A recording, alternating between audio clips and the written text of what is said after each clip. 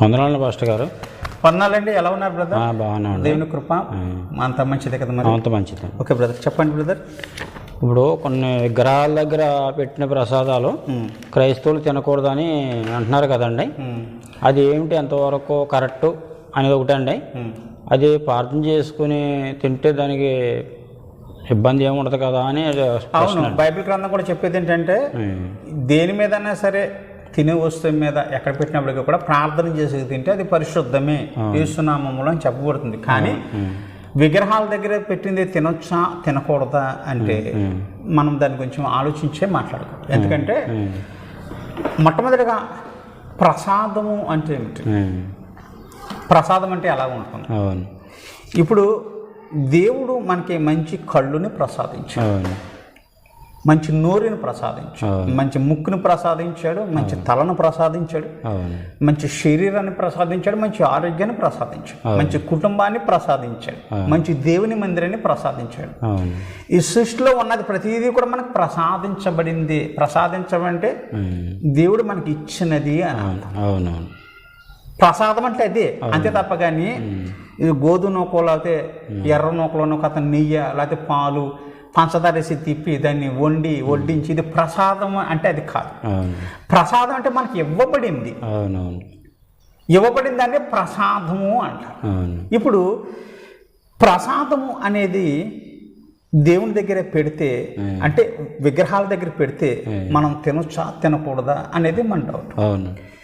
ఇప్పుడు బైబిల్ గ్రంథంలో ఆదికాండం మొట్టమొదటి అధ్యాయంలో 11వ వచనంలో ఇక్కడ దేవుడు ఒక గొప్ప కార్యం చేశాడు. భూమి గడ్డిని తమ తమ జాతుల ప్రకారం విత్తనములు ఇచ్చే చెట్లను తమ తమ జాతుల ప్రకారము తమలో విత్తనములు గల ఫలవృక్షములను మొలిపింపగా అది మంచిదని దేవుడు చూశాడు. ఇక్కడ మనం బాగా గమనిస్తే భూమి విత్తనాలు ఇచ్చే గడ్డి చెట్లను మొలుచునుగాక అన్నాడు. అంటే గడ్డి చెట్లు అంటే ఏంటి? మనం వరి వేస్తాం, వరి గడ్డే కదా, దాని నుంచి వచ్చేది ఏంటి? ధాన్యం. జొన్నలు వేస్తాం, జొన్నలు కూడా గడ్డే. గడ్డి నుంచి వచ్చే విత్తనాలు ఏవైతే ఉన్నాయో అవన్నీ కూడా మనము పిండి పదార్థాలుగా తయారు చేసుకుంటాం.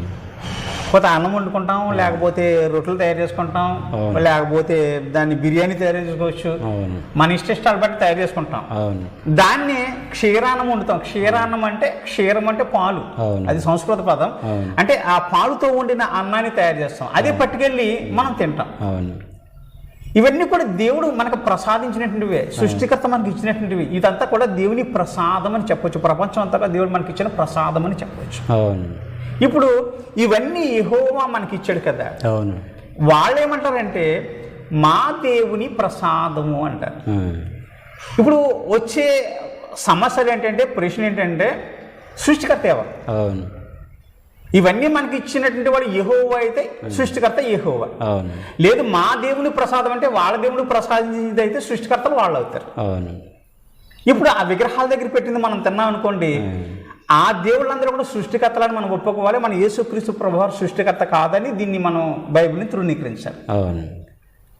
అర్థమైందండి? కాబట్టి బైబిల్ సత్యము అని మనం నమ్ముతున్నాం, దేవుడు ఒకడని నమ్ముతున్నాం, విశ్వాసంతో ఉన్నాం. కాబట్టి దేవుడు ఇచ్చాడని నమ్ముతున్నాం. కాబట్టి ఇది నిజమైన ప్రసాదం, దేవుడు ఇచ్చినటువంటిది. ఈ దేవుడు ఇచ్చిందాన్ని మా దేవుని ప్రసాదం అని మా దేవుడు ఇచ్చిందని వాళ్ళు చెప్తే మనం తింటే మరి ఒక అబద్ధాన్ని నిజం చేసినట్లే కదా, ఒక అబద్ధాన్ని నమ్మినట్లే కదా. కాబట్టి మన విశ్వాసం చెడిపోతుంది. దాన్ని మనం తింటే కనుక వాళ్ళ దేవుడు ఇచ్చిందని మనం ఒప్పుకున్నట్టు అవుతుంది. కాబట్టి దాన్ని తినకుండా ఉండటమే. ఇంకా పలానా చోట అన్న ప్రసాదాలు పెడుతున్నారు, తినేసి వచ్చేద్దాం రానంటే ఉంటాం. ఇంకా అక్కడికి వెళ్ళి మనం అన్న ప్రసాదాలు తింటున్నప్పుడు, ఆ ప్రసాదం అని చెప్పబడిన దాంట్లో మనం కూర్చొని తింటున్నప్పుడు ఒక బలహీనమైన సహోదరుడు వస్తాడు. ఎంతో కొంత యేసుక్రీస్తు అంటే నమ్ముకునేవాడు, యేసుక్రీస్తు కూడా దేవుడిని ఒప్పుకునేటువంటి వాడు ఉంటాడు. వాడు ఏం చేస్తాడు? ఈ పాస్టర్ గారు వచ్చి ఈ దేవుడిని నమ్ముకునేవాడు వచ్చి ఇదంతా తింటున్నాడే, మనం తింటే తప్పేంటి అని అది తింటానికి తెగిస్తాడు. ఆటోమేటిక్గా అతని విశ్వాసం పడిపోతాడు. దేవుడు యేసు ప్రభువు ఎందుకు వచ్చారు ఈ భూమి మీదకి? ఆత్మల రక్షణ కోసం వచ్చారు, నశించిన దాన్ని వెతికి రక్షించడం కోసం వచ్చానని ఆయన చెప్తాడు. నశించిపోయి ఆత్మను రక్షించడానికి వచ్చిన యేసు ప్రభు వారు ఆయన సంపాదన ఏదైతుందో ఇప్పుడు ఆయన ఆత్మల సంపాదన పోగొడితే దేవుడు మనల్ని క్షమిస్తాడా? క్షమించు. ఆటోమేటిక్గా మన ఆత్మ నశించిపోతుంది, అతని ఆత్మ కూడా నశించిపోతుంది. తినటం వల్ల కానీ తినకపోవటం వల్ల కానీ ఏమి లేదు. ఆహారం ఏదైతే ఉందో అది కడుపు కోసం దేవుడు నియమించింది. కడుపు ఆహారం కోసం నియమించబడింది. కానీ రెండు నాశనం చేయబడతాయి. కానీ విగ్రహాల దగ్గర పెట్టింది మనం తినొచ్చా తినకూడదంటే అసలు విగ్రహమే మన కాన్సెప్ట్ కాదు. దాని దగ్గర ప్రసాదంతో మనకేం పని ఉంటుంది ఆలోచించండి. మన విగ్రహాల గురించి దీంట్లో బోధించబడ్డదా? లేదు. యెహోవా దేవుని గురించి బోధించబడ్డది, యేసుక్రీస్తు గురించి బోధించబడ్డది. యేసుక్రీస్తు ఎవరు? ఆత్మస్వరూపి, అదృశ్యుడైన దేవుడు, ఆయన గురించి బోధించబడ్డది. కాబట్టి విగ్రహాల దగ్గర పెట్టి తినటం వల్ల మనం విశ్వాసం చెడిపోతుంది. కాబట్టి దాని జోలికి మనం పోకూడదు. అది మనది కానే కాదు, కాని దాంట్లో మనం వెళ్ళి ఎప్పుడు పెట్టకూడదు. కాబట్టి విగ్రహాల దగ్గర పెట్టింది తినొచ్చా తినకూడదంటే అది తినకూడదని బైబిల్ చెప్తుంది. కొంతమంది సేవకులు ఏం చేస్తారంటే ఇరుగు పొరుగు వారితో స్నేహం పెంచుకోవడం కోసం, వారిని దగ్గర కలుపుకోవడం కోసం తినొచ్చు పర్వాలేదు ప్రార్థన చేసుకుని తినొచ్చు అని చెప్తుంటారు. అలా చేయకూడదు. చేయటం వల్ల వాళ్ళ విశ్వాసం చెడిపోతే వారి దేవుళ్ళు ఎప్పుడు కూడా బలపడరు. ఒక ప్రాంతంలో ఒక వ్యక్తి చనిపోయాడు. అక్కడికి నేను వెళితే వాళ్ళు ఏంటంటే సగం హిందువులు సగం క్రైస్తవులుగా ఉన్నారు. వాళ్ళు ఏం చేస్తున్నారంటే పాస్టర్ గారిని అడుగుతున్నారు, అయ్యగారు మరి ఈ శవాన్ని పైకి లేపి పాడి తీసుకెళ్లేటప్పుడు మరి ఆ పెట్టికి మనం కోడి కట్టుకోవచ్చా అని అడుగుతున్నారు. ఈ దైవ సేవకుడు ఏమంటున్నాడు, కట్టుకొని పర్వాలేదు అన్నాడు. అంటే వాళ్ళు క్రైస్తవత్వంలో ఉన్నారా హిందుత్వంలో ఉన్నారా? వీళ్ళు నడిపించే నడవడికి ఏంటి? ఖండించాలి కదా, నువ్వు ఇలా చేయకూడదు, తప్పు. కోడిని కట్టే ఆచారం మంది కాదు, పరిశుద్ధంగా మనం తీసుకెళ్ళి అతన్ని సమాధి చేయాలి అని చెప్పాలి. చెప్పి ఖండించేటువంటి సేవకులు లేరు. కాబట్టి వాళ్ళు ఏదో శంసగిరి చేయడం కోసం, అందరినీ కలుపుకోవడం కోసం, వాళ్ళని ఏదో దగ్గర మచ్చిక చేసుకోవడం కోసం, సంఘాలు నింపబట్టడం కోసం వీళ్ళు ఏం చెప్తారంటే తినొచ్చు పర్వాలేదు అని అంటున్నారు. కానీ విగ్రహాలు మన కాన్సెప్ట్ కాదు. విగ్రహాల దగ్గర పెట్టిన ఆ ప్రసాదము మన కాన్సెప్ట్ కాదు. అది ప్రసాదం కానీ కాదు, మన దేవుడైన యెహోవా ఇచ్చిన ప్రసాదం.